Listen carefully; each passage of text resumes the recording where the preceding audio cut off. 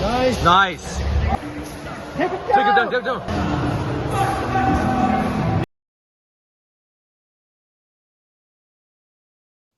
Hey guys, welcome to another Dragon Lords video.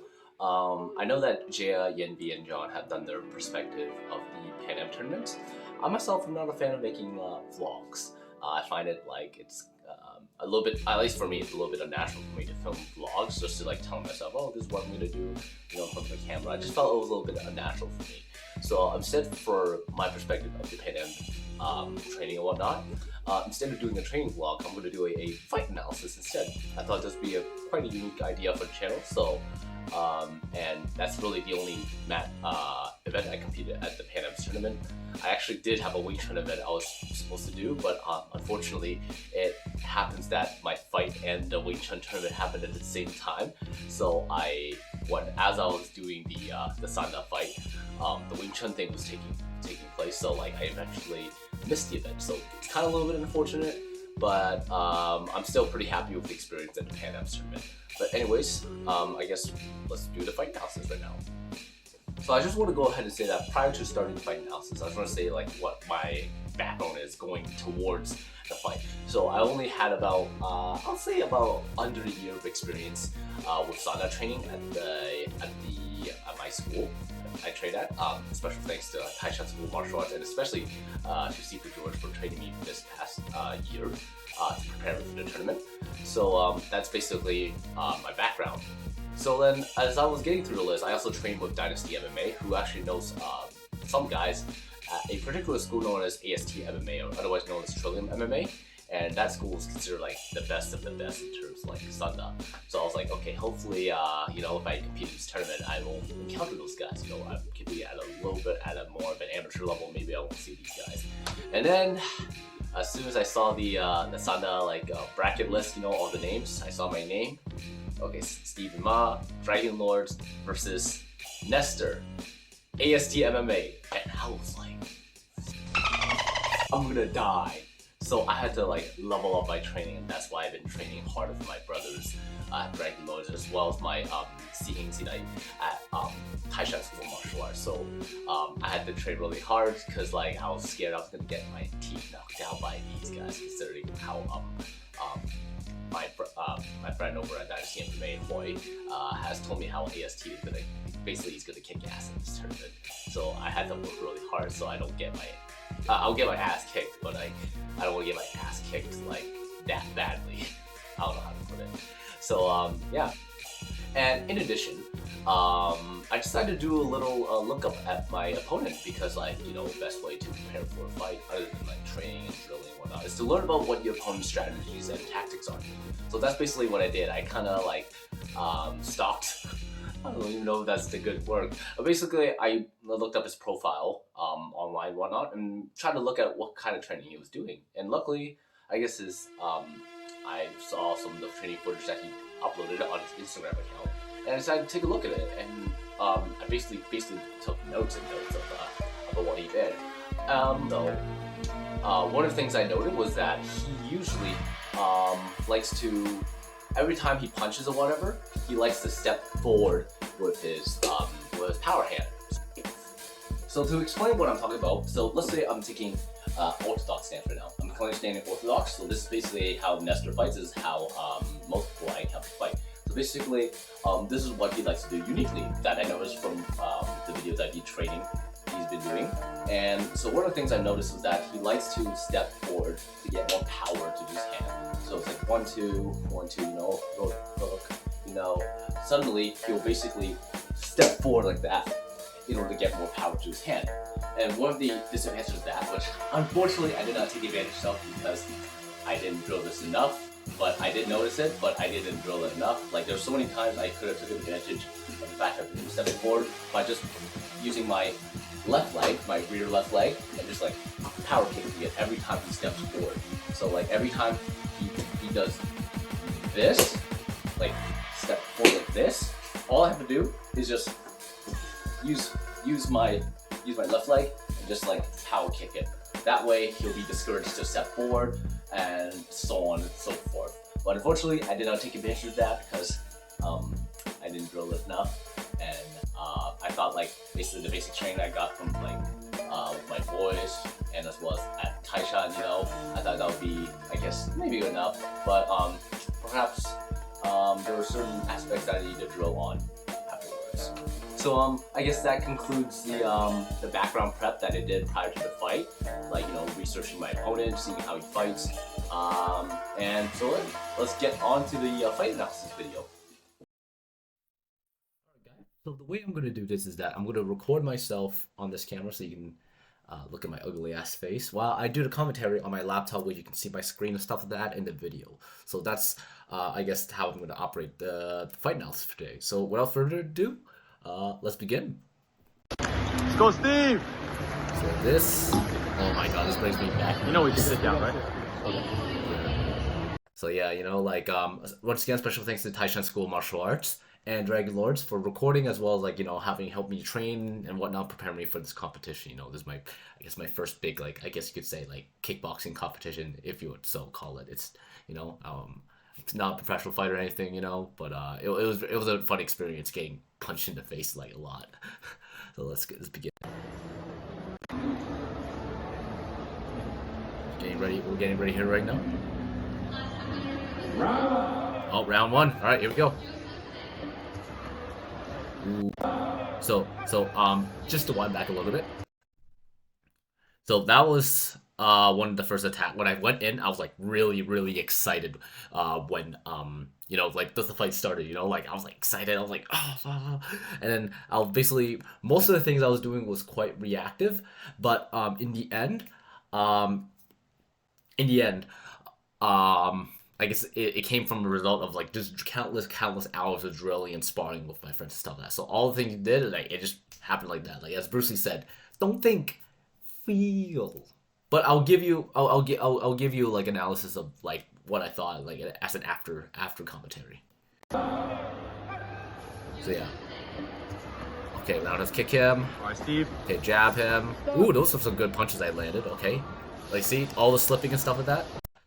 Like I said, it's all really drilling. I didn't really think about it. I just saw the punch and I just reacted instinctively. No thanks to all the drilling I've been doing with my boys over at Dragon Lords, as well as Taishan as well. So let's continue. So I'll highlight this thing. If you don't already know the results of my fight, I lost the match, and this portion here is one of the reasons why I lost the match. It's because I wasted a lot of energy on throwing these useless kicks. Like, okay, I landed that one, but as you can see, I was like throwing like 3 or 4 like roundhouse side kicks, you know, that weren't even landing. And kicks actually do take a lot of energy compared to throwing punches. So one of my coach, after telling me, like, oh, you should throw more handed rather than like feet, otherwise you're gonna tire yourself really quickly.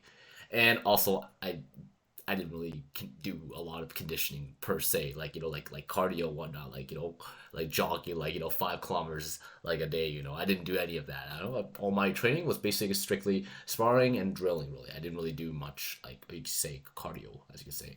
And also, another thing, if you, I don't know, look at the video maybe, like, the guy looks a lot heavier than I am, I think.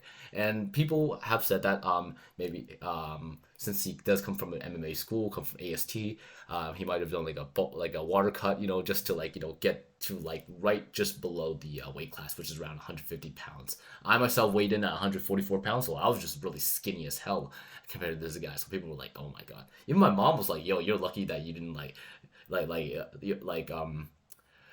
it's fortunate like you survived the match, because that guy was jacked as hell. So I'm not sure what to take of that, but yeah.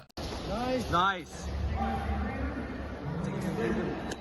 Yeah, I was surprised. I actually, when I watched back like that takedown, I did not remember doing that takedown at all. Like, running back, it was only watching the video after I was like, oh, I did take that guy down. So once again, really all my stuff was like very purely instinctive. So I'm surprised that I managed to slip the guy's attack and, like, you know, do a single leg, a bit like with pretty poor technique, I must say. But I'm really happy that I landed it, you know. Trained him well. And that's where my ass kicking ends, you know. The rest of the clip is just me just commentating my flaws. So you can see here, I try to wait, let me see, what did I do here?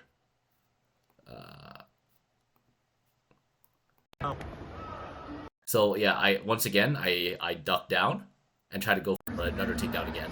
But this time this guy defends by sprawling, getting his leg down. And also, if you don't know the rules of Sanda, it's basically um, you're only allowed to like grab for like 2 or 3 seconds before they break you up, just to keep the action more exciting. Which some people like it, some people not. Personally, I like it. It just keeps the action more and more. But still, wrestling, whether 10 seconds or whatever, like how long it is, it tires you out. Which is also another reason why I lost the match. I must say, I got really gassed out by like I think around this period. So my stamina levels at probably like if I was starting at 100%, by I guess the first minute of the match or so, I'm already at like 50% or so. So I just drained a lot of my stamina from just probably wrestling and throwing those useless kicks in the beginning. So yeah, I see. Again, throwing these useless kicks. That's not landing. All right, grappling with him. Like it's a wrestling involves a lot of conditioning. I used to do wrestling before in high school, so like I kind of knew of that. But it's been a while since I've done wrestling before. So like to be able to do that wrestling like stuff again in like a competition scenario, it drains you with the stress of like, oh, I want to like this is not sparring anymore. This is competition. So like my mindset was like different from that of sparring. Like if you based on my experience with like Dragon Lords and Taiwan, how do I say this? Like sparring was basically pretty like the mindset was pretty like light, like oh yeah, like having fun, like slipping, punch him, but like the mood was that of like quite relaxed, right? It wasn't like intense. Even when we went hard, like especially with Dragon with my boys, like for example with Jaya, it was kept like quite like the atmosphere was quite relaxed. Like we were trying to knock each other out, we were trying to like have fun, test ourselves a little bit. But in competition, man, it's like I don't know, just the idea of competition, like it puts your stress level at this high. But yeah. Oh, you can also hear in the clip itself, the coach telling him actually to move and kick. So that was one of the strategies that that the opponent used against me. Basically, avoid all the shitty kicks I did, and just like I don't know, like a counterattack. Basically, try to counterattack when I throw a really bad move, like for example, like really shitty ass roundhouse kick. So like I couldn't hear anything. Actually, only like I said, only this is after commentary. I couldn't hear anything in midst of this because it was just like the stress environment, as well as like those headgear. You can't hear shit. So I think this is where he gets the first takedown of me. Throw a really bad roundhouse that didn't even land, and boom, this is the fall, man. This is where I started losing points. It's interesting to note that my coach did say that, like, if I basically kept on the defenses this whole time, I probably would have won the first round, just because prior to that takedown, he basically got no hits or takedowns on me at this point. I got like a couple good hits. I got a roundhouse kick in him. I got a punch in the face. Got another roundhouse into him and a takedown too. So that's like, I think it was around like 6 or 7 points, I think, based on the scoring system. And he had 0 points up until he took me down. So that was basically the start of the fall. Go, Steve. And this is when I got really tired too as well.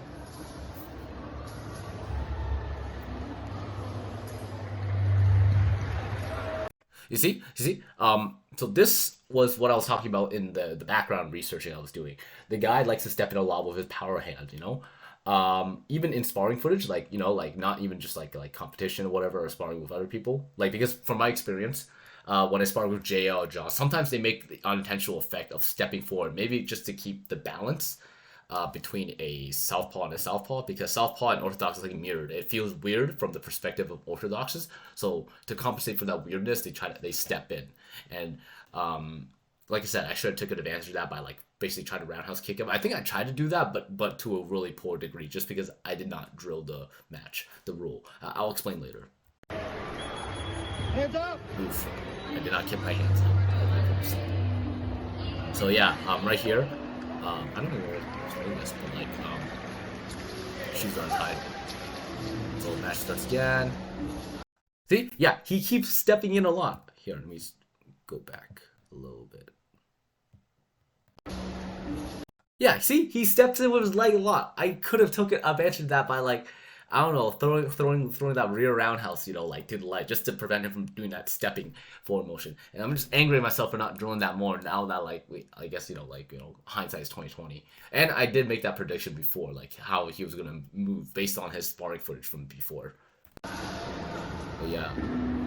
See, very awkwardly stepping back too, like getting back into like the standard orthodox. So like every time he tries to land a power punch, he's gonna step forward with that right leg, you know. But I did not take advantage of that like to like an extent. See, yeah, see, he even without the power punch, he just steps forward. I think this is more so like a natural thing. Oh, I see right here. I'm trying to go for the rear roundhouse, but like to a poor degree because like I said, I didn't drill this enough. I don't think drove this like around with JL like probably once or twice. But other than that, like I should train that more. So yeah, I miss it. You know, the guy's gonna step back into it like the natural stance for him. And then yeah, I tried to throw a really shitty front kick. Oh, he checks that, I think. Oh, he's telling me to punch. Oh. Okay, okay. So yeah, the guy managed to trip me because as we were grappling, he put his leg inside my leg and then just swept me, and I fell down to the ground. I should have kept my legs out more or something like that. But by that point, I was really fucking tired. Like I could not. Like I was so tired, man. Oh my god. Like I think I was like looking at the clock too. I was like, how much time do we have left?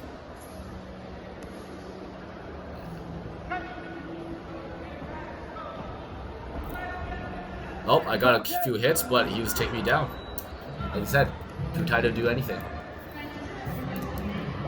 Like you can see my performance from the beginning of the fight and now, like it's a huge difference. Like how I couldn't, like my stuff's. Ooh. Before, now that's a application of Wing Chun I tried to apply basically right here. That application was a, let me see what I do. Oh, that's a gansao. So like if you know Wing Chun, there's a technique called gansao or like plowing hand, where one hand would chop down and one hand would go attack. Or I should say ganda. Gansao is like the action of this itself. Ganda is like with the hit itself. So I tried to do a ganda right here. So if you could see the frame right here, that's basically a pitch perfect example of what ganda looks like basically. Like exactly, like intercept the lead hand and like punch him. And I got him in the face too.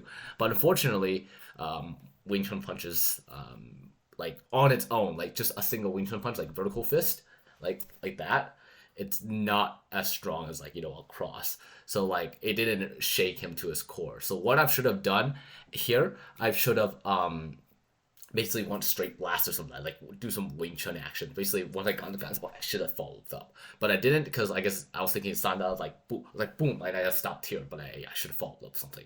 So instead, boom, I ate that punch. I ate that punch. Oh, and he's pushing me, and I'm off. One thing I should have gone into this match knowing is the fact that in Sanda, matches are actually one of two ways. One, by points, and two, by pushing the guy twice. So I got pushed off once here. I did not know about this rule, by the way. I got pushed off, so if I get pushed off one more time, which will happen to me, then I lose the match, basically. So I did not know about that. I thought he got a point or something like that. So, you see my punches are getting a lot more slower now. Oh! So I think that was the second attempt of the Wing Chun attack where it actually was somewhat successful. Let's see here. So not this part. So yeah, this one here. Except that I only punched and then I like ducked down just because maybe I used the hand I stuck out to him to like pivot downwards and go into a grapple mode. Yeah, but then. Yeah, like I said, I was just holding on to him. I was really tired, you know. I was just holding him just to keep my energy back up. So let's see here. See, we're both hesitant. And so yeah, basically he was kicking my ass here, and I get pushed off. And as a result, I lost the match there. I lost the first round there. So I had a second chance to go through. So they told me to up, and I'm heading back to my corner right here, and that's the end of the match. The first round, I should say. And as a note, I didn't get much advice like in between the first and the second match because I actually had a nosebleed. My nose bleeding because probably from the last flurry of punches to my face that my nose was bleeding. So like they were focused within that minute of break they gave me to basically plug in my nose and stuff like that, you know, and make sure like, you know, the blood doesn't get everywhere. So I didn't get any advice like, okay, coach, what should I do? I didn't get any of that. Not to blame my coach. It's just that like I just had the nosebleed, you know, that's why. So let's move on to the second round.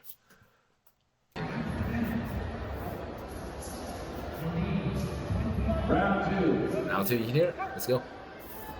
So at this point, I was really... Oh, why is my video play? Oh, let me go here. Oh, you can hear some of the people yelling.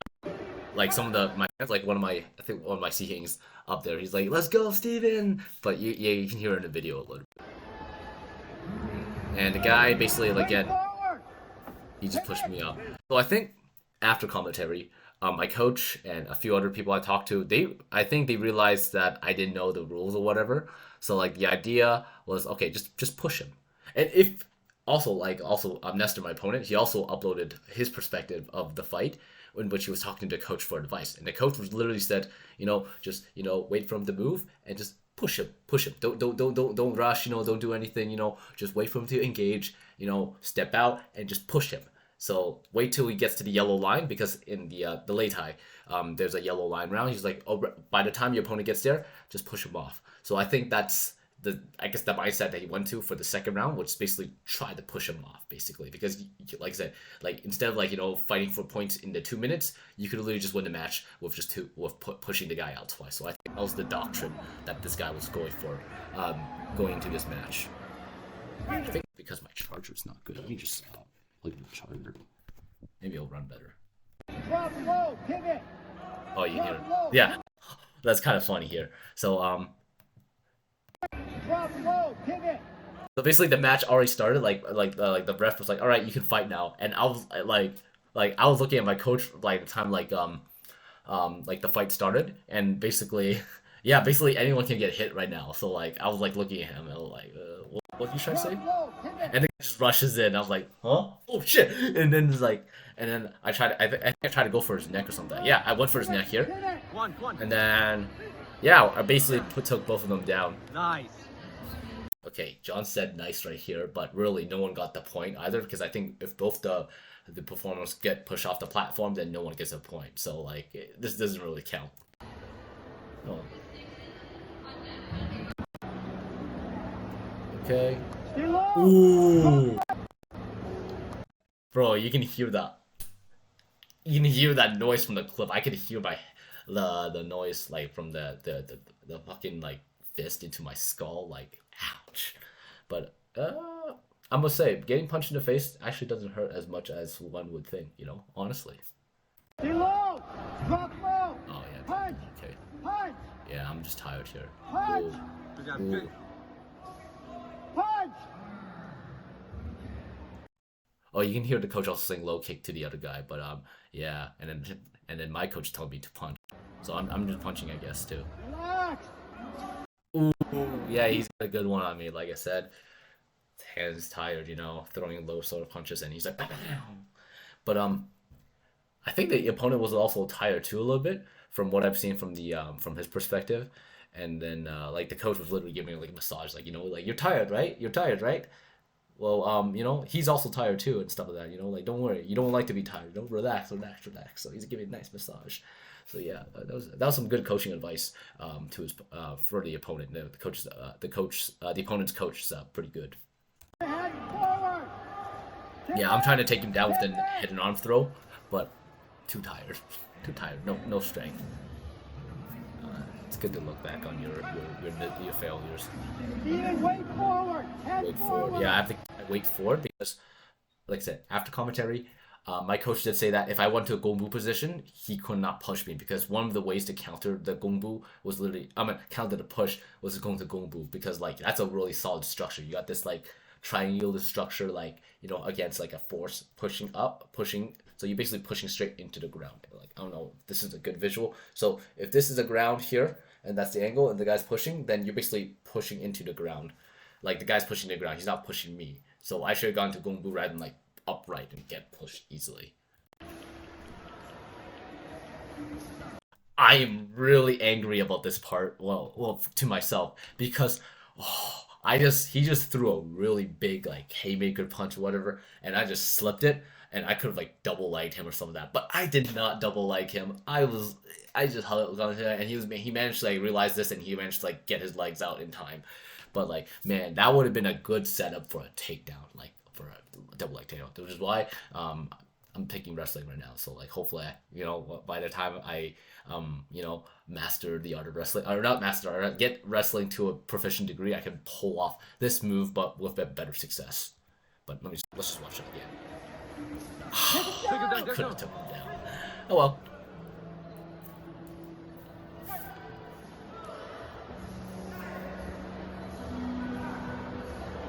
Yeah, right here. Again, like I said, two things. One, that was a really good slip from my end. I was like, when I saw the clip from another angle, I was like, holy crap, I just missed the bomb. And number two, he keeps stepping forward with his right foot, just to get that power hand in, And yeah, like I said, I wish I trained more drills with regards to a situation in which the guy basically steps forward like that. I could have like just roundhouse kicked him like as soon as he stepped forward like that, and like, all right, you can't do that shit again, Swing punch! Swing punch. Yeah, we're just tied up, and I think this is the end of the match here. Yep, I'm on the yellow line. The guy pushes me. And I basically lost the match like that. So overall, I would say that a lot of things I have learned from the match. Definitely a good learning experience that I'll bring to my next match with my Sanda training and whatnot. So yeah, that was a really fucking awesome experience. I would say most importantly, my experience from the outside of the Sanda was basically meeting all the people at the Pan Am tournaments, meeting Alan Pang, meeting Patrick Song, meeting Muhammad, like all those guys from the US Wushu team, bro. I think more than makes up the fact that, well, I'm just saying the Sanda experience was great, but just meeting the entire, like, meeting all these guys that I've known online for, I think for the past 4 years or so on Instagram. Cause like basically we created like a little group chat during pandemic where like we talk to each other like around like basically wushu people around the world, and like connecting with kung fu people from like around the world, especially the US too. So it was really awesome to see all these guys like in person, after talking to them for so long online. So yeah, special shout out to like World of Wulin, yeah, it was really awesome meeting you guys in person. But yeah, overall points from the Sanda experience. One, work on your conditioning. Number two, work on wrestling, because there's a lot of times where I try to do a takedown but it failed and the guy just sprawled. So I better work on that explosive like wrestling. And yeah, stamina in general, like I got really tired. Like you can see my punches slowing down by the end of the first minute, and like going on afterwards, even the second round, like I was like a lot more slower. So like that's something I need to work on. And yeah, overall just like I would say I did pretty well in terms of predicting what my opponent would do based on like previous intelligence. I guess that's how intelligent agency gathering works, right? Gets data, makes predictions. That's basically what I did. My prediction kind of went about what I thought, seeing how his leg moved forward based on his old sparring footage, but didn't take advantage of it. So I think next time I should have more trust in whatever intelligence I gather on my opponent to take advantage of that and just drill and prepare based on that information. Yeah, those are just a few points I want to make. But overall, yeah, for a first time fighting in a combative competition, I'd say I did not too bad. I'd say I'm definitely looking forward to the next matches. So that about concludes my video for today. So thank you much for watching. If you enjoyed the video, please leave a like and subscribe if you're not subscribed yet. And yeah, check you out on the whatever plans that Dragon Lords has in the future. And so I guess I'll see you all guys in the next video. Peace.